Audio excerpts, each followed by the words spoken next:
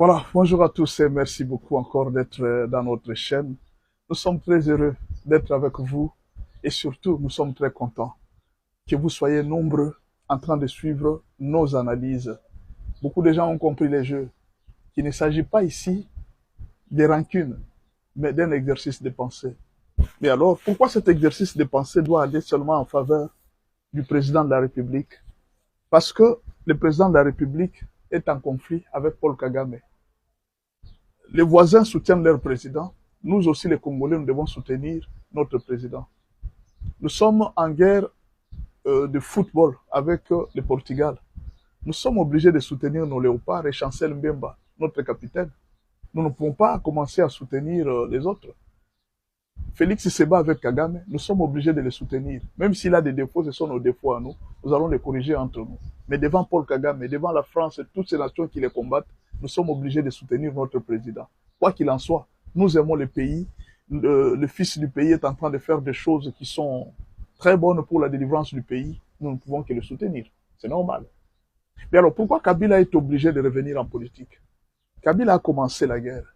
Mais pourquoi aujourd'hui il est obligé de revenir en politique? Il fait des critiques, il commence à envoyer des lettres aussi, des messages politiques. Et pourtant, tout ce temps ici, Kabila ne faisait pas la politique.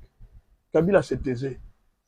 Il travaillait en silence, comme madame, l'ancienne première dame avait déclaré. Mon mari travaille en silence. Kabila travaillait en silence. Mais qu'est-ce qui fait que subitement, Kabila commence aussi à sortir dans les réseaux sociaux, commence aussi à envoyer des messages? Qu'est-ce qui se passe? Qu'est-ce qui fait qu'aujourd'hui Kabila change? Il prend la décision d'entrer maintenant en politique. Je vais vous donner quelques raisons pour essayer d'analyser pourquoi Kabila aujourd'hui se retrouve en politique. La première raison, c'est que depuis un certain moment, les rapports sur le plan international sont beaucoup multipliés. On a multiplié beaucoup de rapports. Je pense que les gens qui ont suivi Pero Luara dernièrement, ils ont compris ce que Pero Luara dit. Qu'est-ce que Pero Luara dit? Il a dit que je connais la méthode des Occidentaux. Il commence toujours comme ça. Il commence par détecter les fausses communes, ils vont détecter les fausses communes, ils vont détecter beaucoup de choses et bientôt là, vous allez apprendre qu'on va arrêter Nanga. Ça, c'est Pero Luara qui a dit. Lui qui est de l'AFC, il a dit ça. Il dit, bientôt vous allez apprendre qu'on va arrêter Nanga. Il y aura un mandat d'arrêt international contre Nanga. Ça, c'est Pero Luara qui a dit. Il connaît la méthode d'après ce qu'il a dit. Maintenant, imaginez, si Nanga est cité, Kabila ne sera pas cité. Si Nanga est cité, est-ce que Kabila ne sera pas cité dans cette histoire? Lui qui est à Goma, pendant qu'on parle là, il habite Goma. Est-ce que Kabila ne sera pas cité dans cette histoire? Si Nanga est cité. Nanga ne pourra pas citer Kabila. Et la communauté internationale, plusieurs personnes ont déjà déclaré ça. Ils ont dit que non, voilà, la situation telle qu'elle se présente là, Kabila aussi serait impliqué dans beaucoup de choses. Mais alors, que faire? Vous devez vous manifester, vous gardez silence? Non, il faut montrer aussi que je suis en politique. Je suis un acteur politique, je suis un opposant en RDC, je suis aussi victime de la répression de la dictature de Félix Tshisekedi. C'est la première raison. Il veut se cacher en politique parce qu'il y a beaucoup de preuves de tueries et de massacres, des massacres en grande quantité de vies humaines. La deuxième raison, il faut couvrir Kagame. Kagame est beaucoup cité. Partout où Félix passe, il cite Kagame. Partout où Félix passe, il cite Kagame. Mais alors, à un certain moment, il faudra réveiller les politiciens congolais de l'intérieur pour faire oublier cette guerre qui est à l'Est, pour faire oublier ce que Kagame fait à l'Est. Parce qu'il y a beaucoup de bruit sur le plan international. Kagame, vous avez vu, depuis un certain moment, depuis qu'on a commencé cette lutte contre la C64 et c'est tout ça, vous allez remarquer que beaucoup de Congolais commencent un peu à ne plus parler de Kagame. On commence à beaucoup parler de Fayulu. On commence à beaucoup parler de Kabila et tout ça. De plus en plus, on commence à oublier Kagame. De plus en plus, on commence à parler moins de la guerre de l'Est. C'est une stratégie pour vous distraire parce que vous ne comprenez pas. Beaucoup de Congolais ne comprennent pas, ils ne font pas une analyse claire. C'est un moyen de vous distraire pour que vous oubliez un peu cette guerre de l'Est. Heureusement que le président de la République avait déjà compris les jeux. Pendant que vous êtes distrait là, vous êtes en train de dire, oh, les militaires meurent à l'Est, le président est en train d'envoyer des militaires, de pomper des militaires, d'envoyer des renforts chaque jour. C'est pourquoi vous êtes en train d'apprendre que Minembo est pris, que les combats sont en train de, les soldats sont en train de prendre des villes. Vous êtes en train d'apprendre ça. Pourquoi? On a compris les jeux.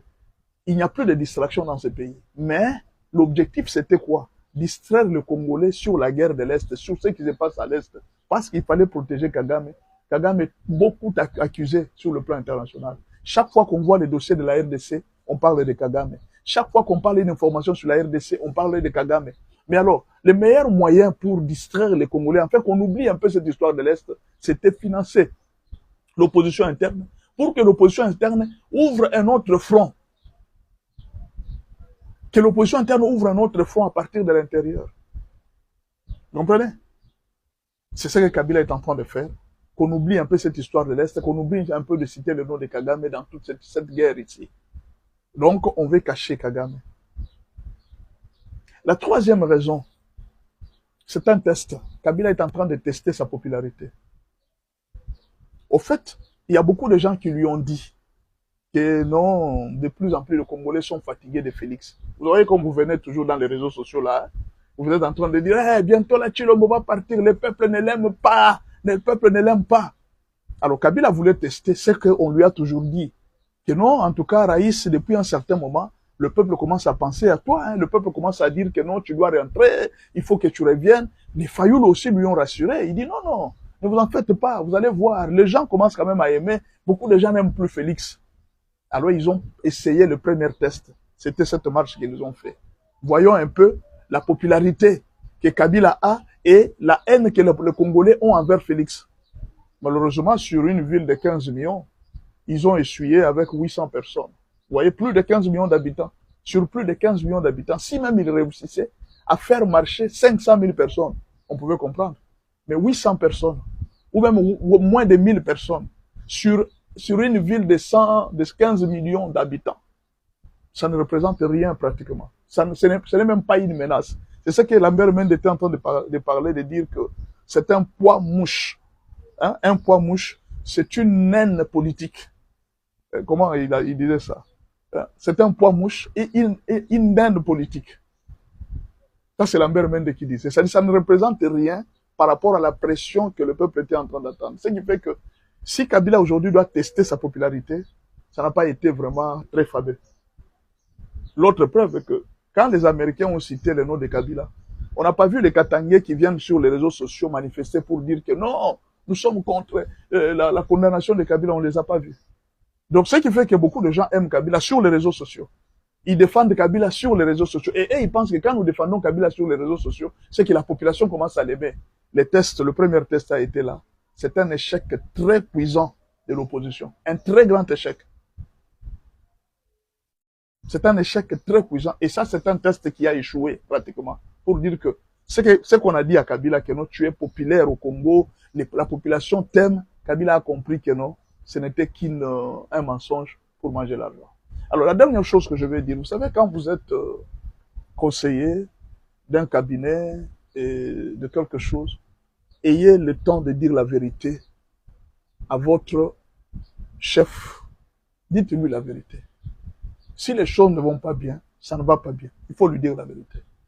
Si vous ne lui dites pas la vérité, ça ne va pas marcher. Il y a des fois aussi, nous disons la vérité. Les grands problèmes, c'est la politesse. Beaucoup de gens aimeraient qu'on insulte Félix. Non. Il y a des moyens polis de dire au président, il dit non, monsieur le président, cette situation ici n'est pas très bonne. Vous devriez voir. Il y a des fois, on dit, monsieur le président, il ne faut pas laisser les Ouazalendo. Monsieur le président, il ne faut pas abandonner les militaires. Monsieur le président, il ne faut pas laisser les gens ne sont pas payés. La population n'est pas contente. Il y a des fois, on dit ça au président. Vous voyez, mais c'est la manière dont on parle que les gens n'apprécient pas. Les gens voudraient qu'on injurie le président pour savoir, pour être neutre, tu dois injurier le président. Non. Même Kabila, on ne l'injurie pas quand on parle de Kabila. Mais sinon, on est en train de montrer des erreurs. Et quand on montre des erreurs, vous voyez vous-même sur le terrain que ce que nous vous disons, c'est vrai. Je vous avais dit il y a quelque temps, je vous avais dit que non, Kabila sera pointé dans cette histoire de l'Est. Kagame l'a appelé parce que Kagame est jaloux. Il dit, moi, je ne vais pas mourir seul. Il a appelé Kagame pour que lui aussi soit condamné. Ah, vous êtes venu ici comme d'habitude, vous insultez, vous insultez. Des fois, vous ne comprenez pas. Voyez très loin.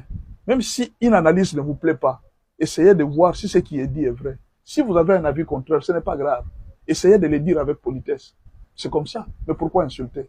L'insulte, c'est une arme de faible. Non, vous devez avoir des arguments dans un débat comme ça. Merci beaucoup. Si vous avez des arguments, envoyez-le. Nous vous attendons.